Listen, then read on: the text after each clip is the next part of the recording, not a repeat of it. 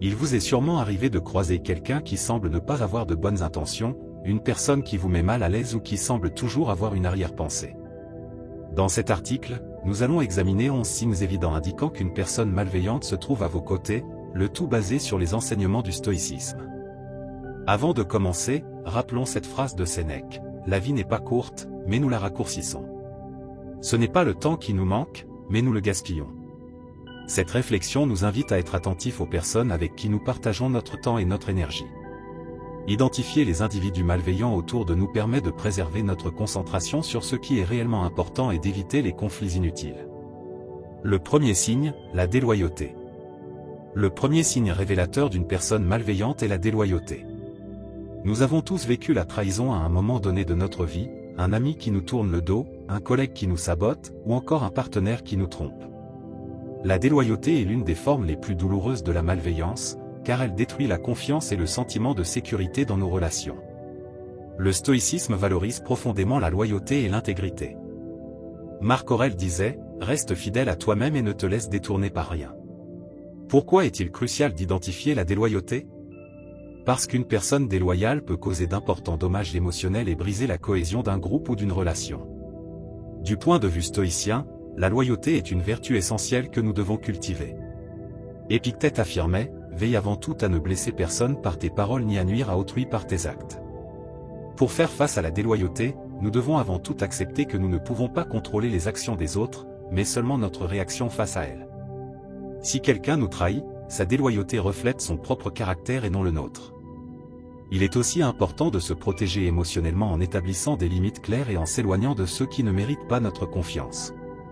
Comme le disait Sénèque, le meilleur remède contre la colère est le temps. Le deuxième signe, le manque d'intégrité. Un autre signe révélateur d'une personne malveillante est l'absence d'intégrité.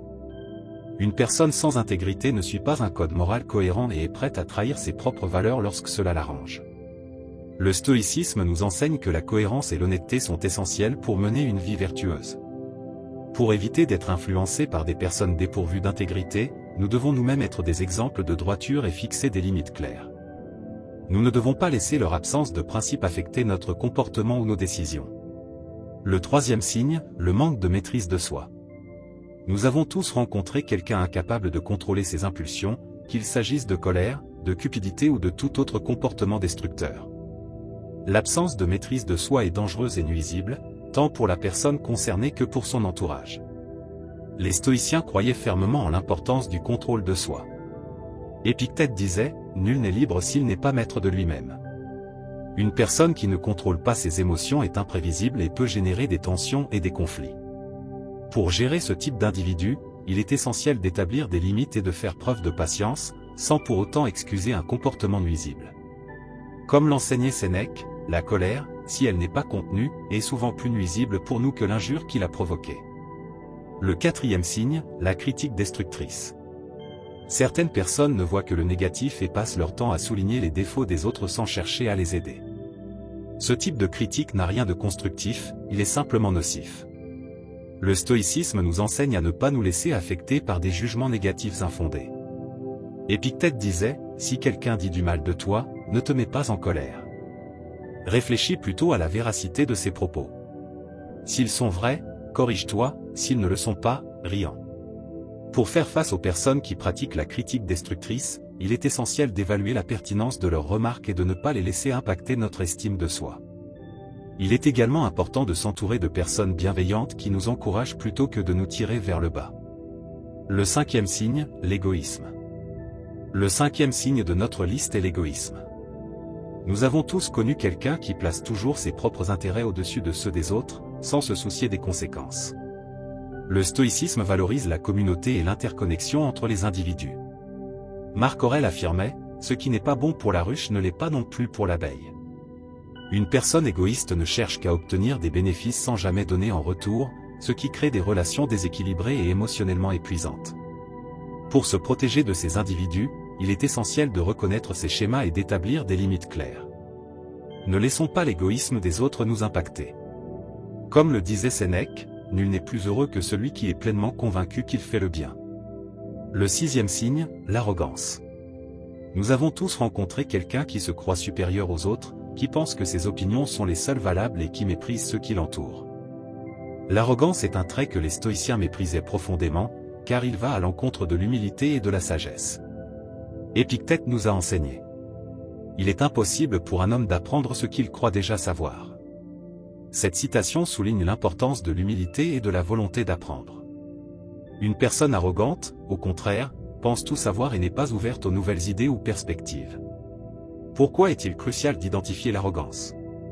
Parce qu'une personne arrogante peut être toxique pour tout groupe ou communauté. Son attitude peut décourager les autres, créer des conflits et entraver la croissance personnelle et collective. L'arrogance s'accompagne souvent d'un manque d'empathie et d'une tendance à écraser les autres pour se sentir supérieur. D'un point de vue stoïcien, l'humilité est essentielle au développement personnel. Marc Aurèle disait: « N'agis pas comme si tu devais vivre 10 000 ans. La mort plane sur toi. Tant que tu vis, tant que c'est possible, sois bon. » Cela nous rappelle l'importance de rester humble et conscient de nos limites. Comment gérer une personne arrogante? Premièrement, en ne laissant pas son attitude nous affecter. Maintenez votre propre humilité et ne vous laissez pas entraîner dans son besoin de supériorité. Deuxièmement, en affrontant l'arrogance avec sérénité et fermeté lorsque cela est nécessaire. Ne perdez pas de temps dans des discussions inutiles, mais ne laissez pas non plus quelqu'un vous rabaisser. Souvenez-vous que l'humilité est une vertu à cultiver en permanence. Sénèque disait: « Le sage ne cherche pas l'approbation des hommes, mais la sienne propre. » Restez fidèle à vos principes et ne vous souciez pas de l'opinion des arrogants. Le 7e signe, la cruauté. Le 7e signe révélant la présence d'une personne malveillante à vos côtés est la cruauté. Celle-ci peut se manifester de nombreuses façons, par des paroles blessantes, des actes malveillants, voire même par le plaisir éprouvé à voir les autres souffrir. Une personne cruelle ne manque pas seulement d'empathie, elle prend aussi plaisir à infliger du mal aux autres. Le stoïcisme valorise profondément la compassion et l'humanité. Sénèque disait: « La partie la plus noble de notre être est notre capacité à ressentir de la compassion. » Cette citation nous rappelle que la compassion est l'une des qualités les plus élevées que nous puissions développer. Pourquoi est-il crucial d'identifier la cruauté? Parce qu'une personne cruelle peut causer des dommages considérables et durables. La cruauté ne touche pas seulement ses victimes sur le moment, elle peut aussi avoir des effets à long terme sur leur bien-être émotionnel et psychologique. De plus, côtoyer quelqu'un de cruel peut nous désensibiliser et affecter notre propre capacité à ressentir de l'empathie et de la bienveillance.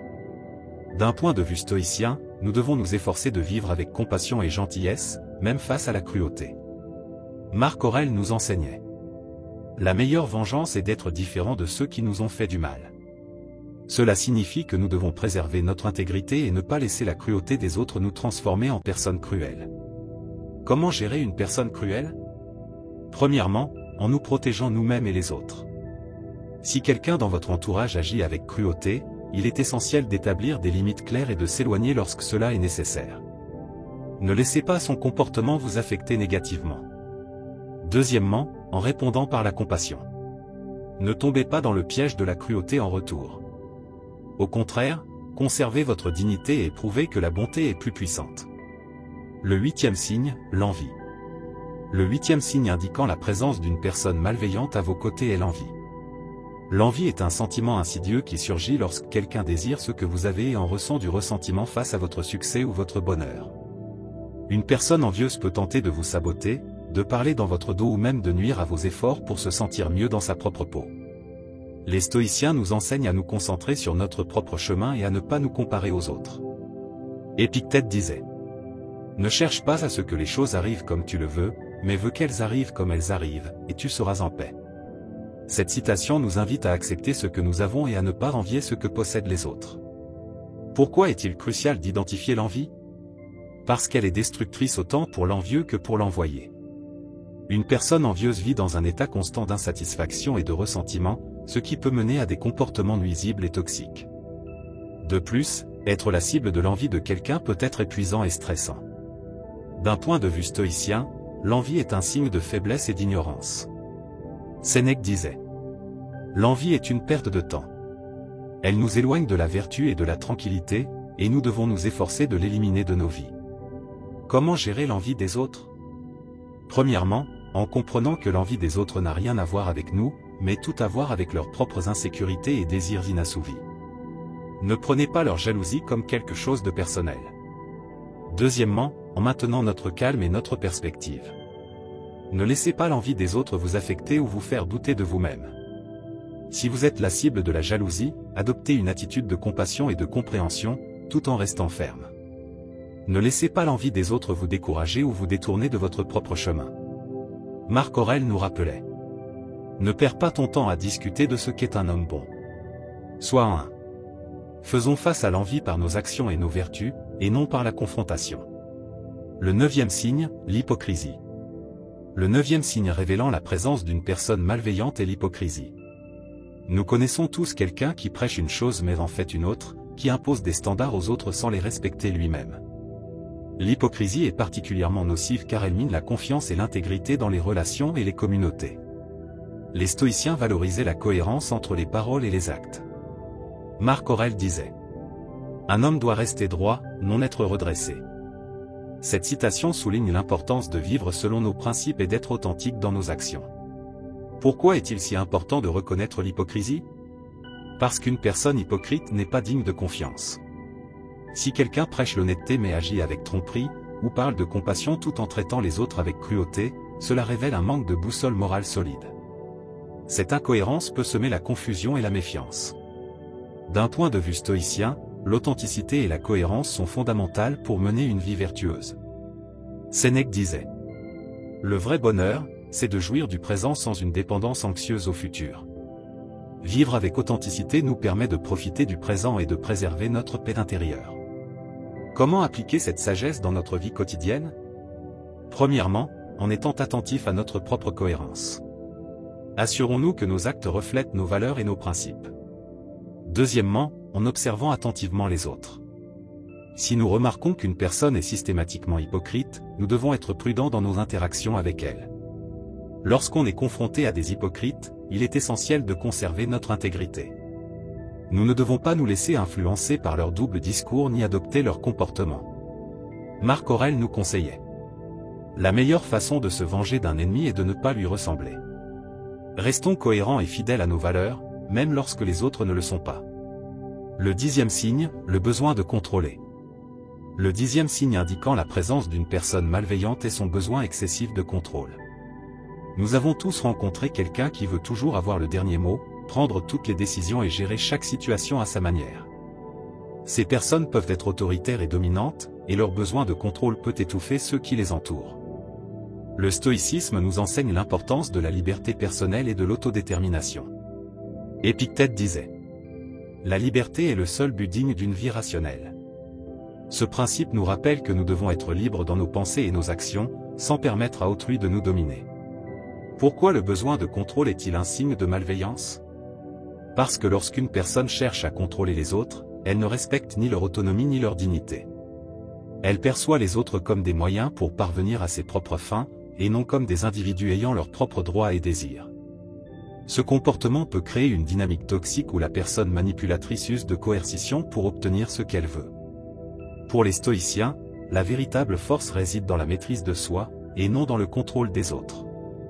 Marc Aurèle disait: ne laisse pas les actions des autres troubler ta paix intérieure.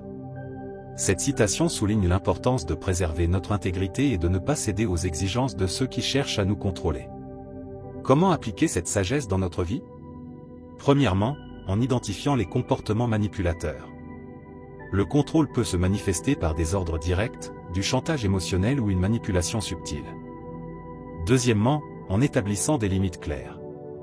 Ne laissons personne décider à notre place ou nous forcer à faire des choses que nous ne voulons pas. Préservons notre autonomie et rappelons-nous que notre bien-être et notre liberté sont prioritaires. Si nous devons affronter une personne contrôlante, faisons-le avec calme et fermeté. Sénèque disait: rien ne me troublera, car rien n'est sous mon contrôle excepté moi-même. Gardons notre courage et ne permettons pas à quelqu'un d'autre de nous faire sentir impuissants. L'essentiel est de conserver notre paix intérieure et de ne pas laisser le besoin de contrôle des autres nous détourner de notre quête de vertu. Le 11e signe, le manque d'empathie.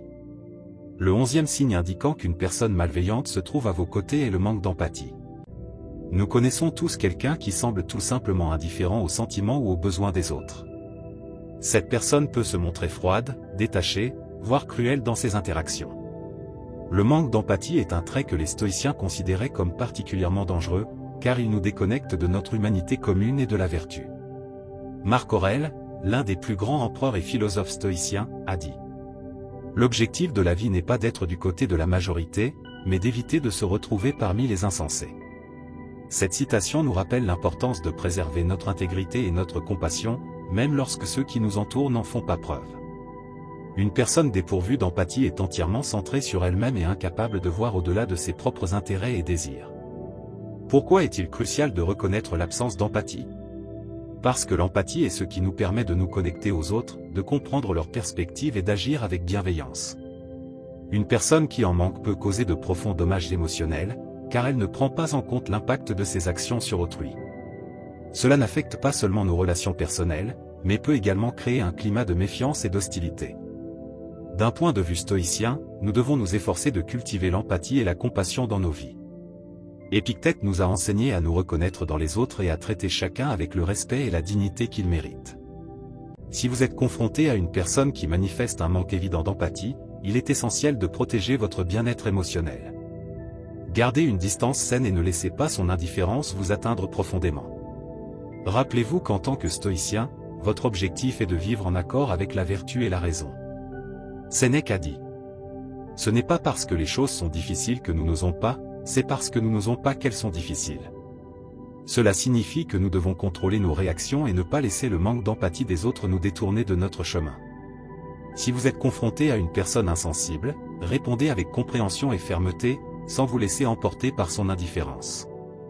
En conclusion, les personnes malveillantes peuvent prendre différentes formes: l'envie, l'hypocrisie, le besoin de tout contrôler ou encore le manque d'empathie. Reconnaître ces signes est essentiel pour préserver votre sérénité et votre équilibre. Les stoïciens nous rappellent que nous ne pouvons pas contrôler les actions des autres, mais nous pouvons toujours choisir notre réponse. Comme le disait Marc Aurèle. Que la force me soit donnée de supporter ce qui ne peut être changé et le courage de changer ce qui peut l'être. Entourez-vous de personnes vertueuses, fixez des limites claires et restez fidèles à vos principes. La véritable sagesse réside dans la maîtrise de soi et la capacité à avancer sans se laisser troubler par la toxicité des autres. Si cette vidéo vous a aidé, pensez à liker, commenter et vous abonner pour plus de contenu sur la sagesse stoïcienne. À très bientôt sur Paroles stoïciennes.